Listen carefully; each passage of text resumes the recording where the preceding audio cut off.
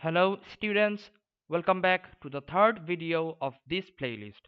In this video, we will be solving question number 3 from the recent past paper of Pure Mathematics 1, which is the May 2023 P1 paper. So let's get started with question number 3. At first, part A. Okay, so here the question is asking to express 3x squared plus 12x plus 13 in the form of a times x plus b whole squared plus c, where a, b, and c are integers to be found.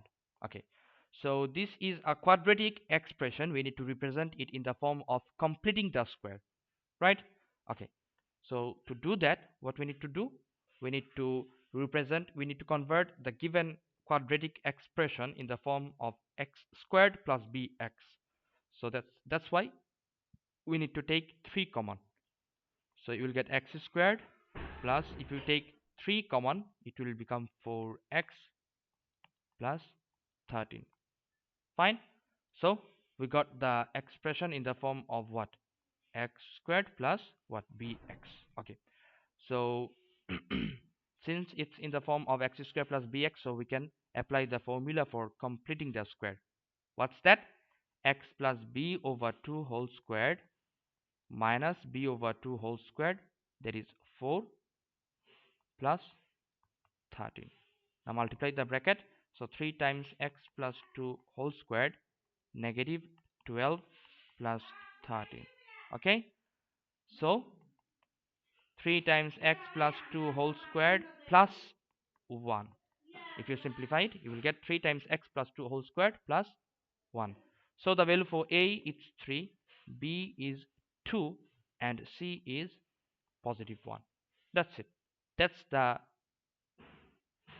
representation of the given quadratic expression in the form of completing the square. That's it. Fine.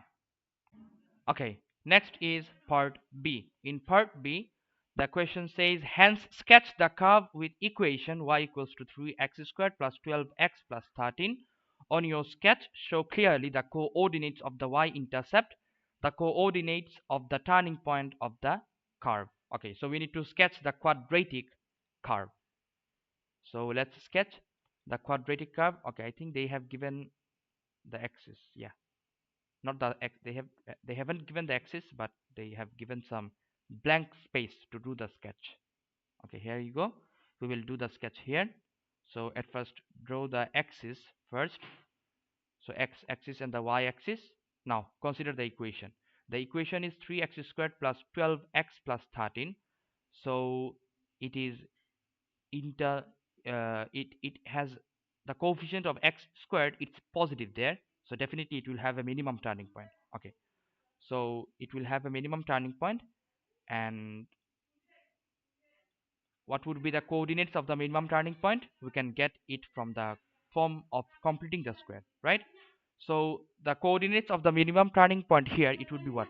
Negative 2. We know that the coordinate, the x coordinate of the minimum of the turning point is the constant that remains within the bracket.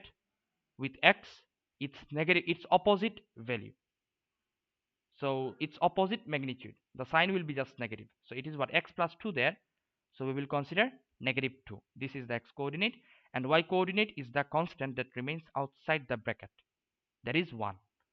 So the minimum turning point is what? 1. So that means this quadratic curve will not intersect the x-axis, because the minimum y value it will have, it is what? Positive 1.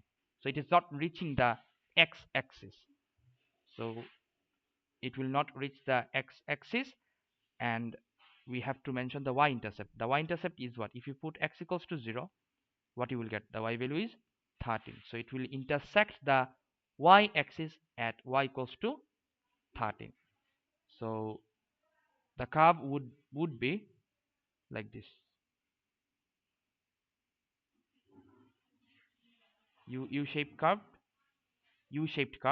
Okay, so y-intercept is what? 0, 13, and the coordinates of the minimum turning point, it is basically, or it's negative 130, negative, I think it was negative 2 1, negative 2 1. Okay, So it will be just, it has to be moved to the right just. Okay.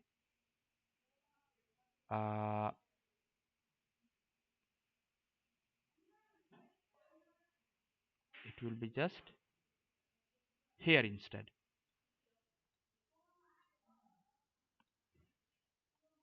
Okay. So this is the minimum turning point. It has coordinates what? -2, -2, 1. That's it. This is the sketch for the expression what y equals to f of x. Y equals to 3x squared. Y equals to 3x squared plus 12x plus 13. That's the sketch you have to draw. Fine. That's the end of question number 3.